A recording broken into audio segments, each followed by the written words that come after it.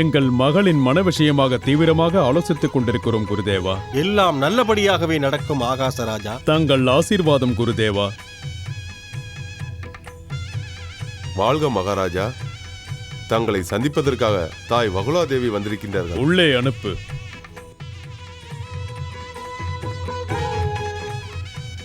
வாருங்கள் தாயே, வந்தனம். வாருங்கள். பல்லாண்டு வாழ்க. வாருங்கள், அமருங்கள்.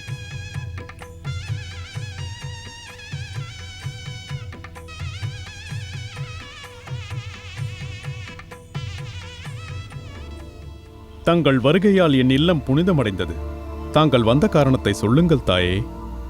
ஆகாசராஜா, உமது மகள் பத்மாவதியின் விவாக விஷயமாக பேச வந்துள்ளேன். சுபம். மிக்க மகிழ்ச்சி தாயே.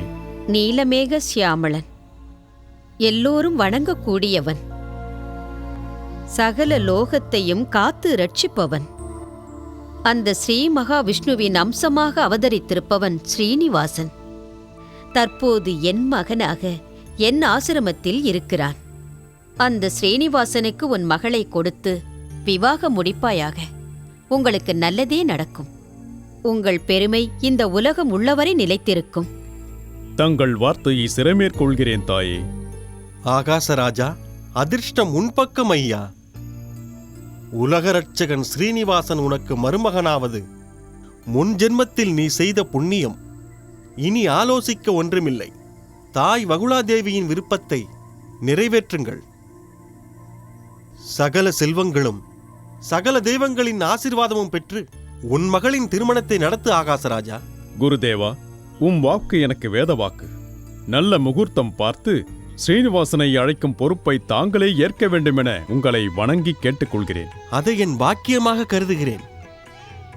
கல்யாண முகூர்த்தம் குறிப்பதற்காக தேவர்களின் குருவான பிரகஸ்பதியை சந்தித்துவிட்டு தாயே, திருமண அழைப்பிதழுடன் ஆசிரமத்திற்கு வருகிறேன். நான் வருகிறேன். வாருங்கள் தாயே.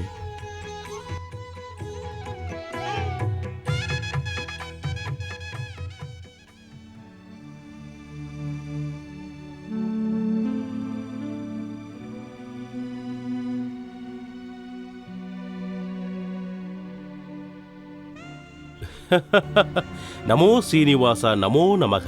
வா நாரதா. என்ன சுவாமி, கல்யாண காலையும் ஆனந்த முகமாக இருக்க வேண்டிய தாங்கள் இப்படி கவலையாக உள்ளீர்களே? கவலை கொள்ளாமல் என்ன செய்வது நாரதா? திருமணம் என்றால் சும்மாவா? எவ்வளவோ தனம் தேவை. தற்போது நம்மிடம் ஒரு பொன் கூட இல்லையே. எதை வைத்து திருமணத்தை சிறப்பாக நடத்துவேன்? சிறப்பாக நடைபெறவில்லை என்றால் நமக்கு பெரும் அவமானம்தான்.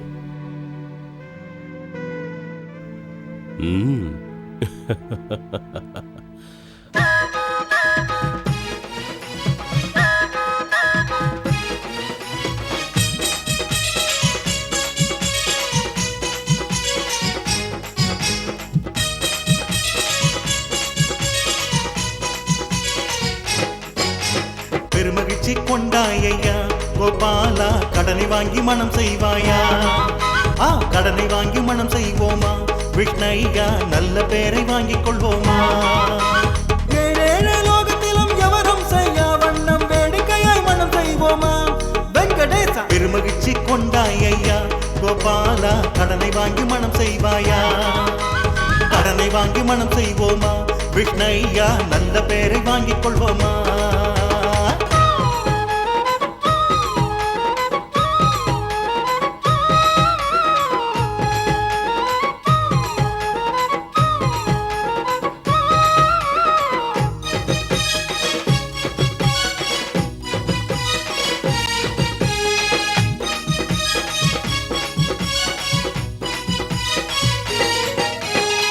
கோடி தேவர்களை 3 தினங்கள் முன்னரே திருமலைக்கு அழைத்து வருவோமா? விஷ்ணையா, திருமலைக்கு அழைத்து வருவோமா? விருப்பமான உணவளிப்போம், விருந்து வந்த அனைவருக்கும் சுவையாக பரிமாறுவோம். விஷ்ணையா, சுவையாக பரிமாறுவோம். அன்னையர்கள் அனைவருக்கும் அவர் விரும்பும் நகை கொடுப்போம். ஆகாஹா சொல்ல வைப்போம். ஐயாமார் அனைவருக்கும் பன்னீரை அள்ளி தெளித்து ஓகோன்னு சொல்ல வைப்போம்.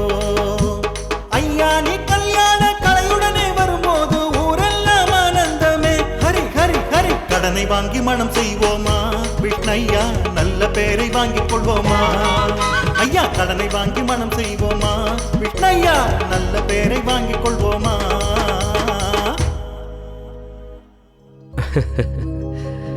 நாரதா, உன் உதவியால் கடன் வாங்கி திருமணம் முடிக்கலாம். ஆனால் கொடுப்பவர் யார்? அந்த விஷயத்தை என்னிடம் விட்டு விடுங்கள் சுவாமி, நான் பார்த்துக் கொள்கிறேன். என்ன செய்ய போகிறாயோ என்னவோ, எனக்கு ஒன்றும் புலப்படவில்லை.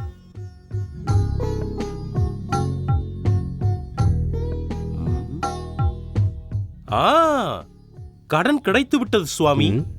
எவரிடம்? குபேரனிடம்தான். கொடுப்பாரா? வட்டி சரியாக கொடுப்பதாக இருந்தால் எவ்வளவு வேண்டுமானாலும் கொடுப்பார். அப்படியானால் அழை. சர்வலோக தனபந்தரே குபேரா. நமோ விஷ்ணு தேவா, நமோ நமக. நாரத மகரிஷிக்கு வணக்கங்கள். என்னை அழைத்த காரணம்? கடன் கேட்பதற்காக. கடனா? உமக்கா? செத்தாலும் தரமாட்டேன்.